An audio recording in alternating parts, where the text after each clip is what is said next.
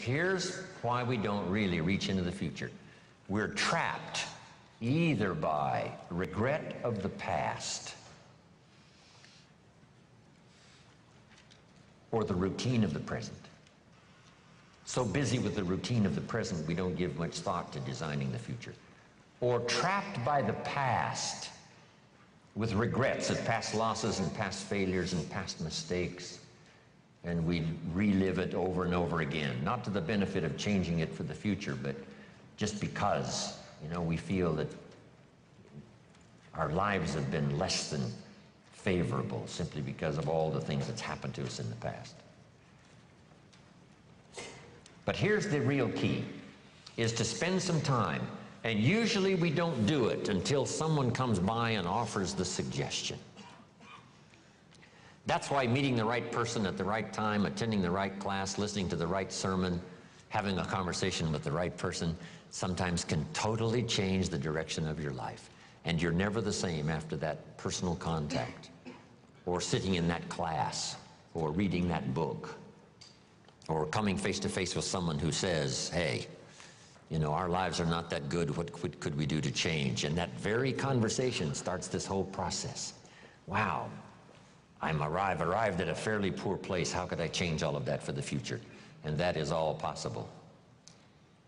And this point of contact, maybe today, will help change all of that and give some of you a new glimpse of some of the possibilities. We talked a little bit earlier about the possibilities and believing that the possibilities were possible for you, then going to work and make them happen. But let's talk now about setting goals and see if we can't make this really meaningful. Here's the next key.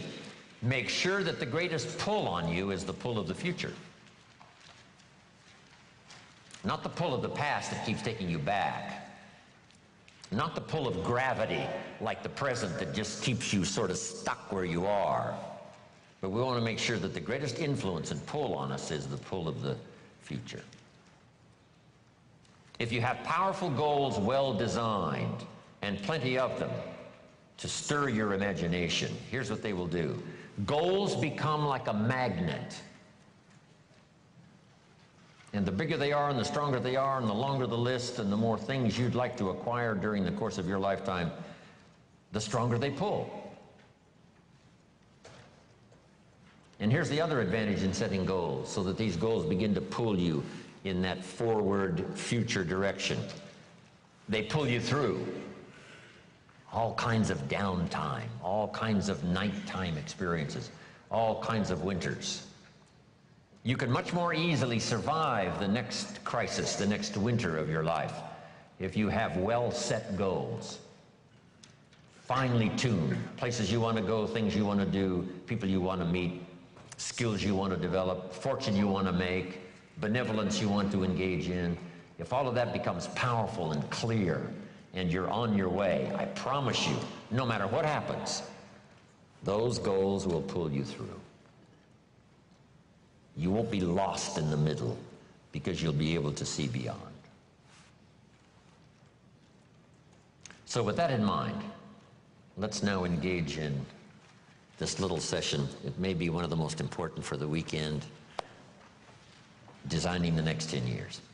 I want you to take a fresh piece of paper, or at least put a title up on one page and call it Goals Workshop.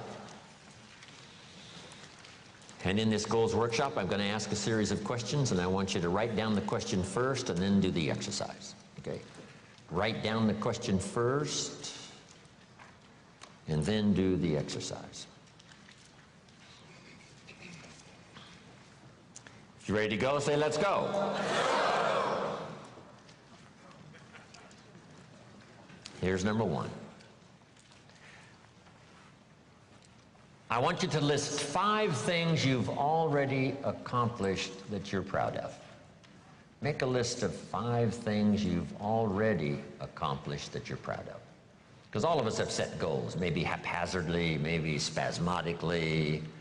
Even when we were kids, we wished for something, worked hard, and sure enough, we got it.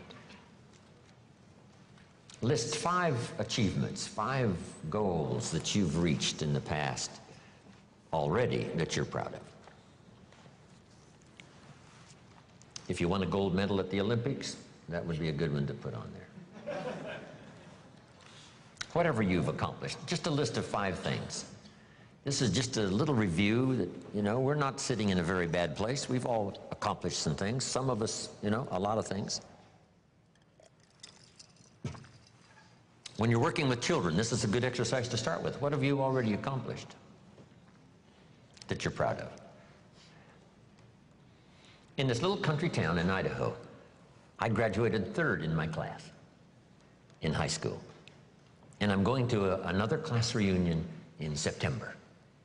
I graduated in 1949, 3rd in my class. I was pretty proud of that, because I wasn't the smartest kid in the world. But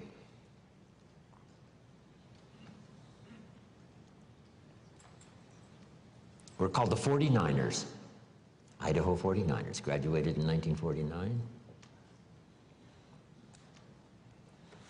It'll be interesting, right? Another class reunion come September.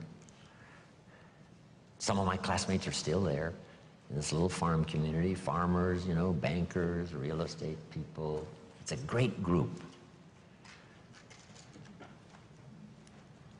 5 things you've already accomplished that you're proud of. Wish we had time here to go over everybody's list of 5. I'm sure some of you would be really impressed.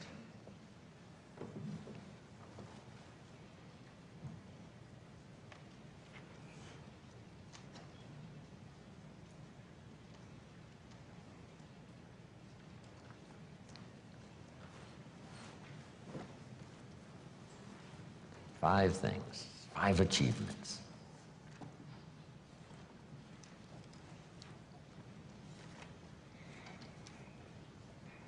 So this list of 5 now proves, right, that you already know how to set goals. Maybe not as intensely as we're going to work on now, but you've already done it. You've already said, hey, this is it for me, I'm going for it, and sure enough, you did. Okay, here's what's next now.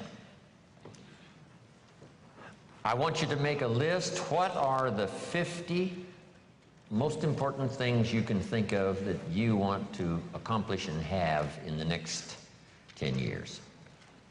So just put at the top of this now, my 10-year goals, and I want you to make a list of at least 50 items. Little things, big things, and it doesn't matter what they are. Now this list does not mean the list of the things you think you can acquire. This is a list of the things you want. Just let your mind run free. A list of 50 items that would really do it for you in the next 10 years. If you had this, if you went to these places and met these people, and if you had these skills and these investments, education for your children, all the rest of it. So I want you to take the time now. And I want you to go right down the page, not side by side on your goals, right down the page, because we're going to do something with this list a little later. Right down the page, 50 items